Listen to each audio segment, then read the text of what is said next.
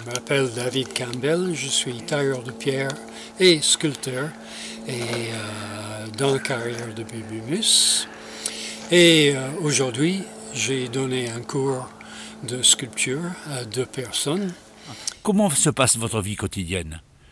Il y a des fois où j'ai un chantier, et je suis sur le chantier. Il y a des fois où je n'ai pas de chantier et je fais des sculptures d'art. Il y a des fois où j'ai quelqu'un qui veut apprendre et je donne une leçon. Pour quelle raison avez-vous choisi ces cours de tailleur de pierre? Parce que j'aime bien travailler cette matière, apprendre à transcrire en pierre ce que je fais en argile, ce qui est complètement autre chose quoi, comme approche. Parce que l'argile, on travaille la terre en addition, disons, tandis que la pierre, on la travaille en soustraction.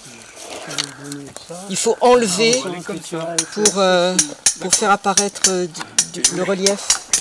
Quelle est la difficulté là, de l'exercice? Qu'est-ce que vous leur apprenez là?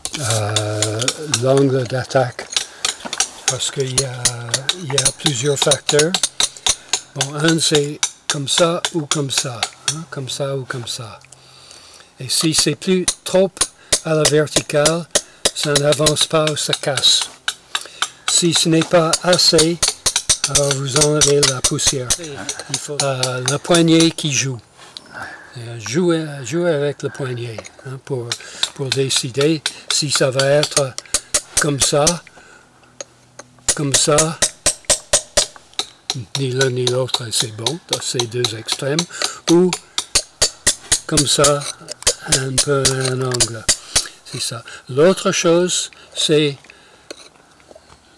l'outil plus comme ça ou plus comme ça. Si c'est comme ça, trop comme ça, encore une fois, ça se bloque, ça ne rentre pas.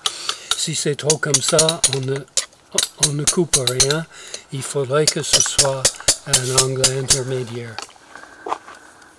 Les pierres que vous utilisez viennent d'où? Mais c'est surtout la pierre blanche qui s'appelle Estayade parce que ça vient de la carrière d'Estayade dans le Luberon, qui n'est pas très loin, 70 km.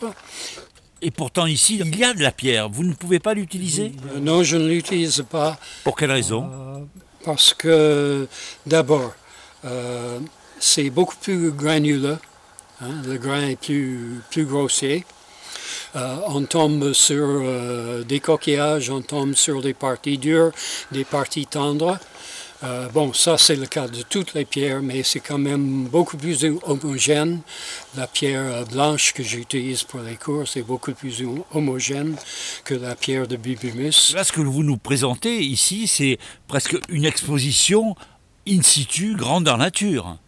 Il y a le galerie les arcatures que vous avez vues, qui est un style du électro-roman 12e siècle. C'était un style qui m'avait beaucoup plu. À l'époque, quand je l'ai fait, il y a 30 ans, beaucoup d'années après même, j'ai fait la fenêtre en méneau, qui est un style du 16e siècle.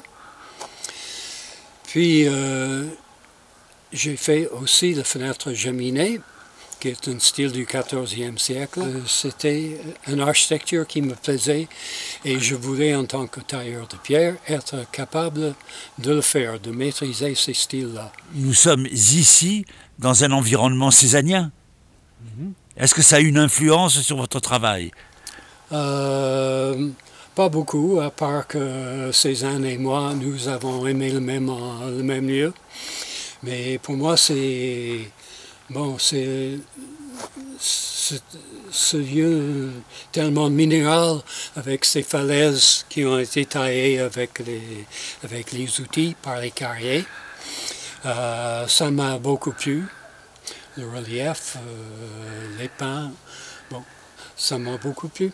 Et depuis combien de temps êtes-vous installé dans les carrières de Bubumus? Tout ce trajectoire a pris à peu près 40 ans.